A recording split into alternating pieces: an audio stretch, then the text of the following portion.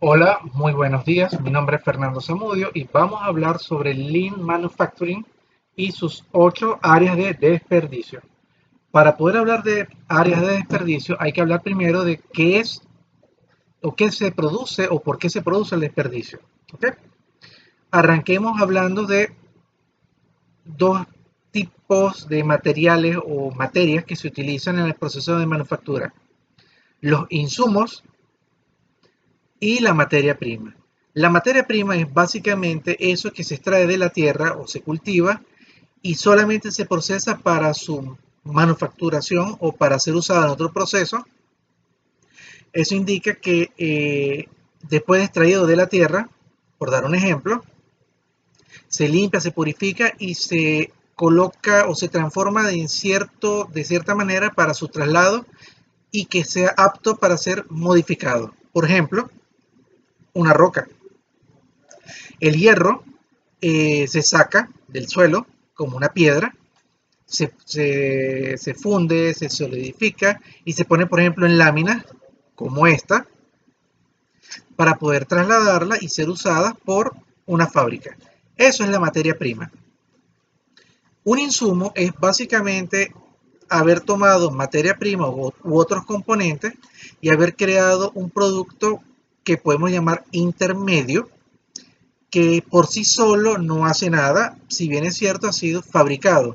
Por ejemplo, un motor solo, suelto, no hace nada. El motor requiere ser parte de un camión, un autobús, un carro, una planta eléctrica y ser utilizado. Y por último, que no lo nombré porque no es no es el tema a discutir ahorita, está el producto terminado. Él también tiene productos intermedios, pero ahorita nos vamos a centrar en lo que es la transformación de materia prima en insumo para la fabricación de productos. Los defectos en el proceso de manufactura. El enemigo número uno de la gente de producción. Los defectos de una materia, de un producto que se está fabricando, puede tener muchos orígenes, desde el diseño, que el diseño sea erróneo, mal procesamiento, o sea, error de maquinaria o de procesamiento humano. ¿Qué problema tienes cuando uno permite que existan los defectos del producto? Número uno, se pierde costo porque no todos los materiales, no todos los equipos, no todos los insumos, no todos los tipos de materia que se están utilizando permiten ir para atrás. ¿Qué significa ir para atrás? De repente, si es metal, puedes molerlo, fundirlo y volver a procesarlo. Pero hay cosas como plástico u otros elementos que ya han sido cortados que realmente no se pueden volver a procesar. Por lo tanto, tenemos que aprender a lidiar con los defectos. Pero no solamente en que no ocurran, ¿ok? Porque yo puedo fácilmente crear un proceso el cual yo creo que es perfecto y que no comete errores, un diseño a número uno con la mejor tecnología, el mejor personal humano, pero no sabemos cómo lidiar cuando ese defecto ocurre. Por ejemplo, si es un proceso rápido, como de repente producción en línea, imagínense una imprenta que va producto por producto, cuando te das cuenta del error ya han salido 100, 200 ejemplares. Por ejemplo, cuando tú imprimes la tapa de los envases de cartón de los jugos o de la leche, eso es uno detrás de otro de manera continua y rápida. Entonces, ¿qué ocurre? Si tú no tienes un buen sistema de control que evite los defectos, de repente cuando encuentras el problema, ya han pasado N cantidad de productos y eso es pérdida. Dato, cuando tengan un cartón de jugo, busquen en la parte de abajo o arriba, en un lateral, van a conseguir unos colores. Esos colores están montados uno sobre otro, que es lo que le garantizan al operario de poder determinar si de verdad se está imprimiendo bien. ¿Qué ocurre? Cuando una empresa tiene defectos, esos defectos son un costo asociado. ¿De cuál es la idea? Número uno, crear procesos que eviten los defectos. Número dos, tener personal capacitado para evitar que ocurran esos defectos. Y número tres, que puede ser inclusive el más importante, ¿qué se debe hacer para capturar a tiempo esos defectos y corregirlos rápido. ¿Qué ocurre cuando hay defectos en un producto? Costo. Y también tiempo. Porque, ¿qué pasa si de repente has lanzado 500 productos defectuosos? Tienes que volverlos a fabricar. Es costo y tiempo. Y no todos los procesos aceptan una parada o pérdida de tiempo. Ahora hablemos de la sobreproducción. A priori, una persona pensaría que ¿cuál es el problema de fabricar de más? Eso tiene un impacto muy grande dentro de la organización. ¿Por qué? Hay una máxima que dice que el dinero, una máxima económica, que el dinero es un recurso escaso. Por lo tanto, tú tienes que repartirlo de forma lógica y equitativa. Entonces, si tú agarras y fabricas más cantidades de un producto o de un insumo, significa que estás probablemente descuidando otra área. ¿Qué pasa? Que puede ser que número uno estés dejando de fabricar una cosa o la otra que estás invirtiendo dinero, o sea, recursos, en algo que no te va a dar un retorno de inversión a mediano o corto plazo. Cuando uno planifica la producción, tiene que hacerlo en torno a lo que realmente se necesita, bien sea por el tiempo. ¿Por qué? Porque las maquinarias, las personas cuestan. 2, energía, estamos consumiendo energía de manera innecesaria. Y 3, va a causar un efecto dominó en otras áreas que vamos a estudiar más adelante. Por lo tanto, la producción tiene que ir, o la planificación de la producción, tiene que ir acorde a lo que realmente se necesita. Sí, ciertamente hay momentos en el cual uno puede producir un poco más para resguardarse, pero es bien planificado. Ya eso no sería sobreproducción, porque es una decisión bien tomada. ¿En qué puntos? Número uno, puede ser de repente para tenerlos en stock para garantía. 2, de repente por el tipo de naturaleza de la producción, tú dices, bueno, si produzco por unidades de 100 y necesito 80, pero la máquina produce 100, bueno, produce 100 y ya tienes 20 en stock. Pero ya eso no es sobreproducción porque está planificado. La sobreproducción implica pérdida de dinero y de tiempo, cosa que la empresa no está dispuesta a asumir. Normalmente es el encuentro entre la gente de producción y la gente de administración, que no se entienden y no planifican bien qué es lo que desean hacer. Ahora hablemos la espera o el tiempo de producción. Existió un señor que se llamó Henry Ford, que fue el padre de la producción en línea o en serie y en serio, que nos enseñó que no hace falta que una persona vaya caminando alrededor del carro haciendo parte del proceso. ¿Qué fue lo que nos enseñó? Que una persona se especializa en un área del proceso y pasa a la siguiente. Pero eso va un poquito más allá. ¿Qué ocurre? Si uno tiene 5 procesos, muy probablemente no todos tarden lo mismo. Por lo tanto, es importante de que estos estén sincronizados de tal manera que estos procesos no se frenen mutuamente. ¿Qué ocurre?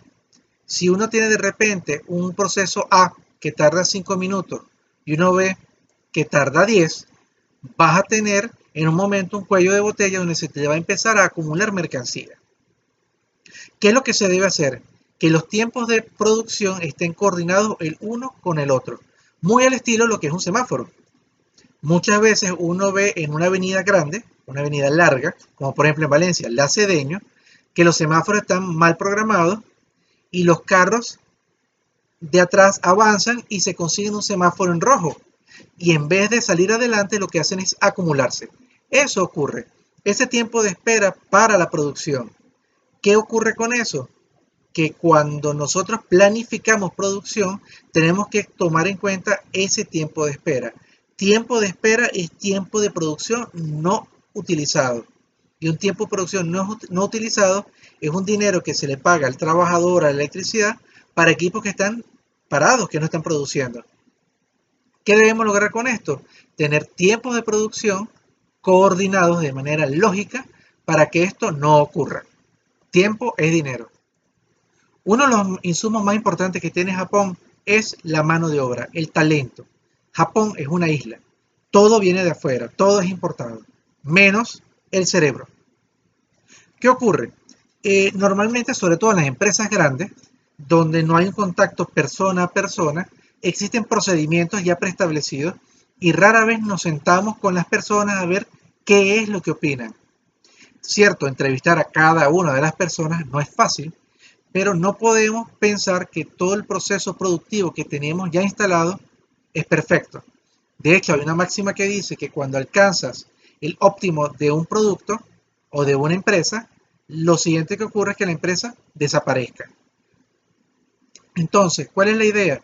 Necesitamos saber quién está en cada área laboral y saber su opinión. Un comentario, una idea, siempre puede mejorar a la empresa. ¿Qué ocurre? Una empresa no son las herramientas, no es la maquinaria, no es el techo, es los trabajadores. Todavía no hemos llegado al punto donde la inteligencia artificial sea la que decida. Tenemos personas que decidan. Sí, es cierto. Tenemos máquinas de soldar automáticas o máquinas que pintan de manera automática, pero siempre necesitas a una persona por detrás tomando decisiones. El talento humano es algo que nosotros desaprovechamos normalmente. La gente viene, hace su trabajo y se va. Y por otro lado, ese conocimiento o ese talento se pierde. Cuando se va de la empresa hay que comenzar de nuevo. Entonces, ¿qué necesitamos? Número uno, oír a la gente, saber cómo puede mejorar los procesos y escribirlo, guardarlo. ¿Por qué? Porque cuando la gente se va, se pierde el conocimiento y hay que empezar de nuevo. Y el talento humano aplicado en el proceso fabril nos va a dar mejor desempeño, ahorro de dinero y menos defectos, entre otros. Ahora hablemos del transporte. Retomando la idea de Henry Ford, cuando él ideó la producción en serie, o en línea, o en serio, como dicen algunos, se tomó la idea de que la materia prima o el producto en proceso pasara de un punto A a un punto B. ¿Qué pasa? Inicialmente se logró una gran mejora solamente aplicándole esa filosofía, pero con el tiempo hemos descubierto que ese transporte de un lugar A a un lugar B tiene un costo. Imagínense un montacarga transportando mercancía de un lado A a un punto B. Eso tiene un costo.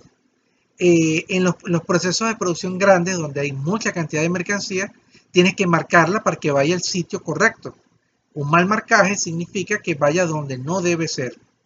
Por otro lado, que rara vez se toma en cuenta, hay ciertos tipos de insumos, por ejemplo, en mi rubro, bloques, plantas eléctricas, que mucho transporte es peligroso, porque son equipos de 2, 3, 4, 5 toneladas que pueden caer, me pasó a mí una vez, y pueden caer donde está un trabajador parado, me pasó a mí una vez, y bueno, puede terminar en tragedia, lo cual no me pasó a mí.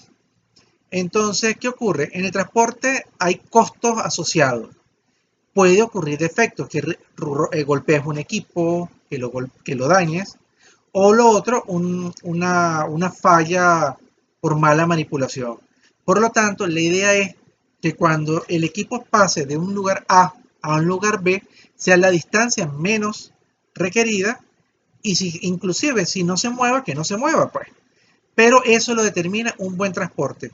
Recuerden, transportar demasiados productos puede acarrear un costo innecesario. Ahora hablemos del transporte. Retomando la idea de Henry Ford, cuando él ideó la producción en serie, o en línea, o en serio, como dicen algunos, se tomó la idea de que la materia prima o el producto en proceso pasara de un punto A a un punto B. ¿Qué pasa? Inicialmente se logró una gran mejora solamente aplicándole esa filosofía, pero con el tiempo hemos descubierto que ese transporte de un lugar A a un lugar B tiene un costo. Imagínense un montacarga transportando mercancía de un lado A a un punto B. Eso tiene un costo. En los procesos de producción grandes, donde hay mucha cantidad de mercancía, tienes que marcarla para que vaya al sitio correcto. Un mal marcaje significa que vaya donde no debe ser. Por otro lado, que rara vez se toma en cuenta, hay ciertos tipos de insumos, por ejemplo, en mi rubro, bloques, plantas eléctricas, que mucho transporte es peligroso, porque son equipos de 2, 3, 4, 5 toneladas que pueden caer, me pasó a mí una vez, y pueden caer donde está un trabajador parado, me pasó a mí una vez, y bueno, puede terminar en tragedia, lo cual no me pasó a mí. Entonces, ¿qué ocurre? En el transporte hay costos asociados. puede ocurrir defectos, que golpees un equipo, que lo dañes, o lo otro, una falla por mala manipulación. Por lo tanto, la idea es que cuando el equipo pase de un lugar A un lugar B, sea la distancia menos requerida y inclusive si no se mueva, que no se mueva, pues. Pero eso lo determina un buen transporte. Recuerden, transportar demasiados productos puede acarrear un costo innecesario. Control de inventario, muy aunado con la sobreproducción. De hecho, es parte del problema. En muchos rubros, como el mío, por ejemplo, normalmente la parte técnica es lo menos difícil. Lo complicado es la parte logística, tener todos los materiales juntos al mismo tiempo o en el momento que se requieran. Eso es parte del inventario. ¿Qué ocurre? En las empresas donde hay alta producción, siempre existe la posibilidad de fabricar por error más producto que otro producto. Entonces, a la hora de hacer el ensamble o el armado final, ¿qué pasa? Que no tienes todos los insumos para la fabricación de un producto. Por otro lado, tener un alto inventario significa alto manejo de espacio. Y el espacio no es gratis. El espacio tú necesitas tener almacenistas, maquinaria para poder mover la mercancía de un lugar A a un lugar B. ¿Qué ocurre? Puede darse el caso que sobrepase el inventario de una cosa, de un producto o un insumo, y deje de lado otra. Y a la hora de fabricar, encuentres que no puedes fabricarlo todo. ¿Por qué? Porque te faltan productos. Entonces se crea un círculo vicioso, donde tienes que sobreproducir las piezas faltantes para fabricar y poder vender, en el caso que puedas hacerlo. Porque fabricar un producto no significa que lo vayas a vender inmediatamente. Sí, cierto, puedes utilizar todos los productos o todos los insumos para fabricar el producto. Pero ahora en vez de tener un problema de inventario de insumos o productos en proceso, tienes un problema de inventario de productos terminados. Entonces, el buen manejo de inventario, evitar la sobreproducción y tener todos los componentes que deben ser al mismo tiempo y no tener uno de más u otro de menos, disminuye costos. Ahora hablemos del sobreprocesamiento. Vamos a analizarlo desde dos puntos de vista. Uno, desde el diseño. ¿Qué ocurre?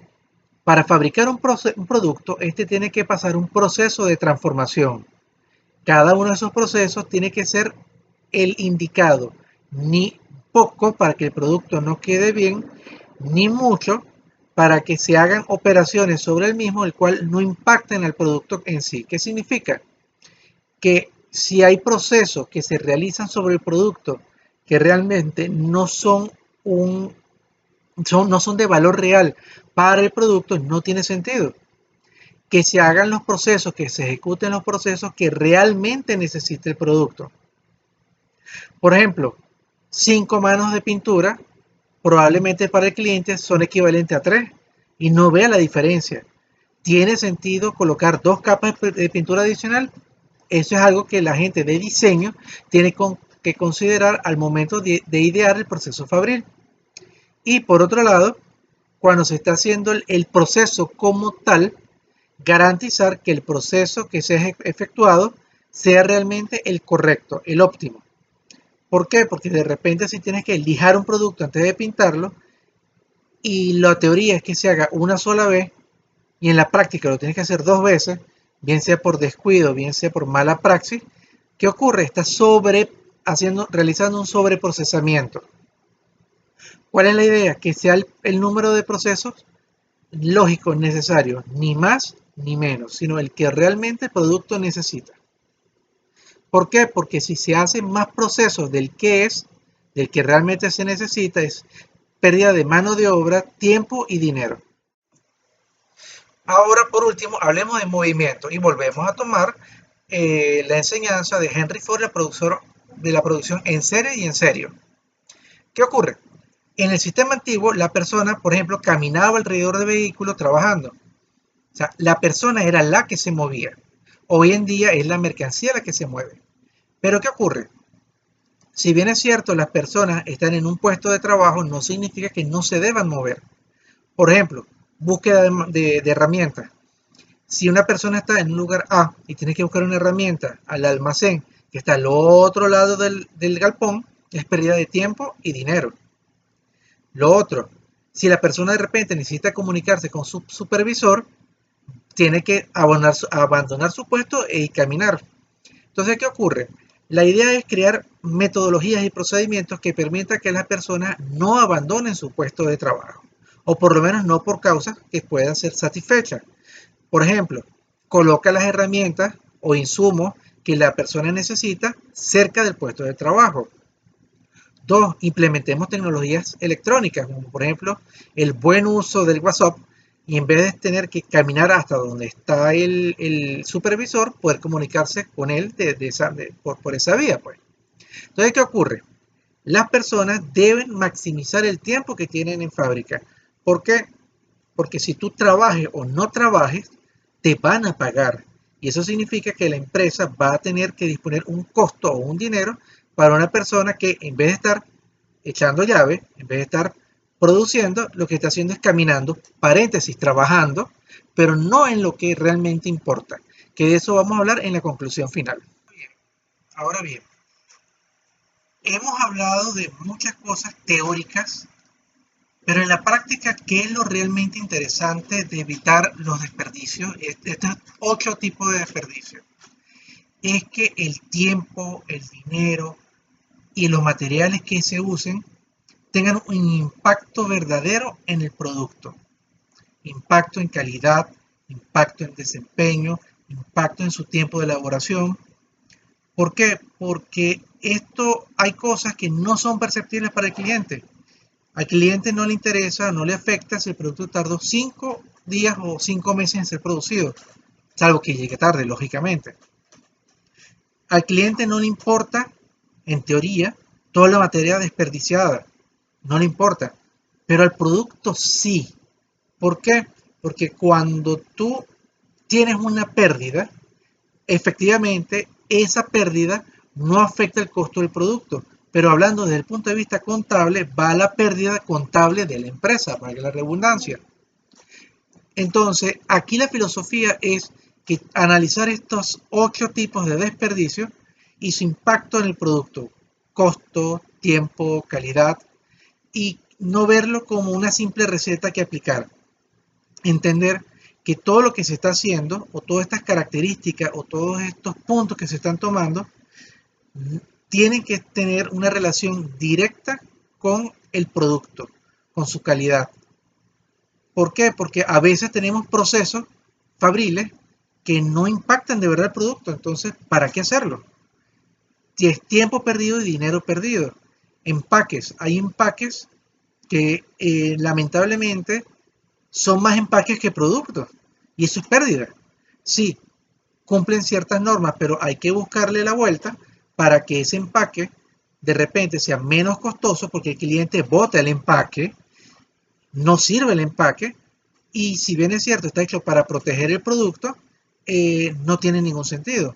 Está este ejemplo de aquí, que aparte de ser un doble empaque de una revista que habla de el mundo verde, ¿cuál es la gracia de un doble empaque? Pues el cliente, que lo que hace es botar ambos empaques.